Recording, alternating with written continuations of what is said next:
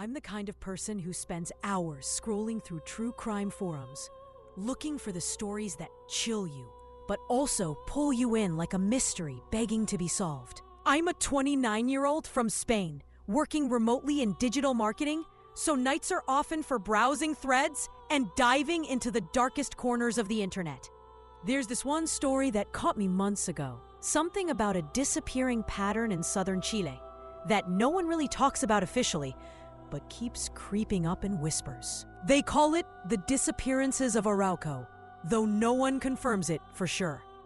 Every year, more or less, a young person, usually alone and ill-prepared, vanishes without a trace somewhere in the forested region near that small coastal town.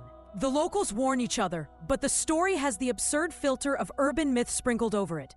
Some say they were taken, others that the wild jungle just swallows them whole. What fascinates me is how the disappearances seem to follow the calendar, like clockwork. I don't believe in curses or paranormal bleeps, but the pattern was too noticeable to ignore. One thing made me doubt the usual logic of lost hikers. Using satellite photos, I even found what looks like a large SOS symbol marked on the ground, likely scraped out with stones or logs, right in the middle of the jungle. It screams for help, as if some of those missing tried desperately to signal for rescue before fading away. It seemed almost too purposeful to ignore. So I made a decision. If I wanted to understand, I had to see the place myself. My trip began smoothly enough, ferrying through some lesser-known villages off the beaten path.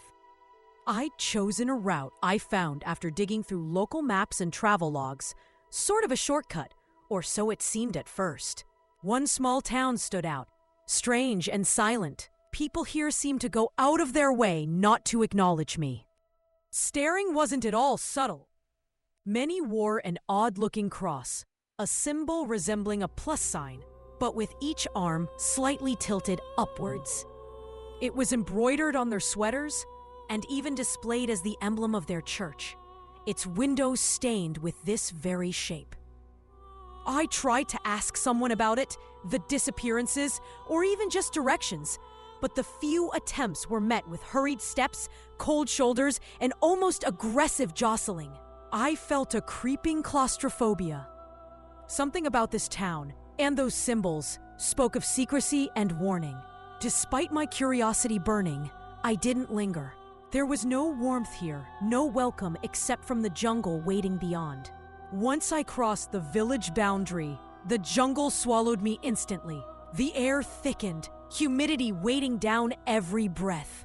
Moving through tangled roots and heavy foliage proved grueling, and I felt a constant prickling at the back of my neck, like something unseen was tracking me.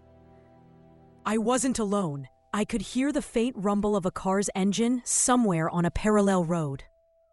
I tried to spot it through the thick growths, but the vehicle remained hidden like a ghost. What unnerved me most wasn't the presence of the cart itself, but that the noises didn't seem to fade. They stayed close, moving with me, never overtaking nor disappearing into the distance, as logic suggested they should.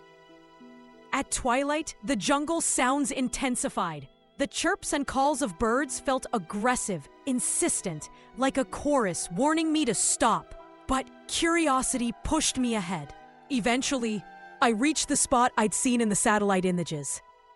It was chilling. There were remnants of a campfire that had never quite been lit properly.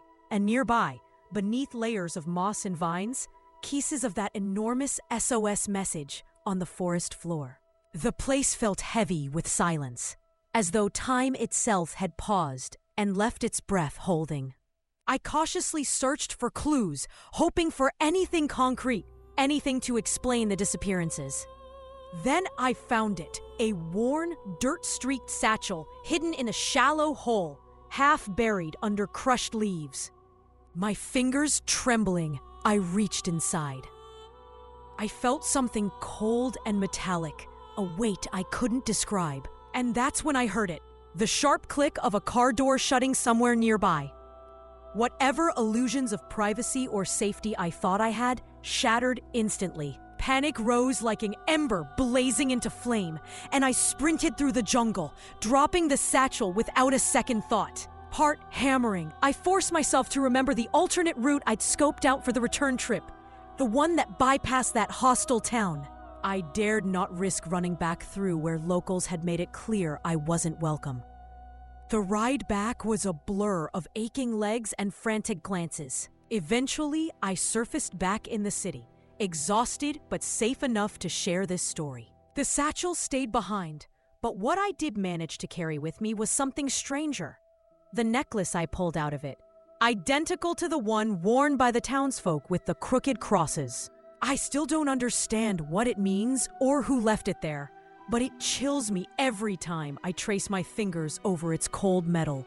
I don't know if those disappearances were just unfortunate accidents in the wild, or if something darker lurks beneath the canopy, guarding those secrets. All I know is, I'm writing this now because I need someone to hear it, not as a tourist tale or conspiracy theory, but as a warning.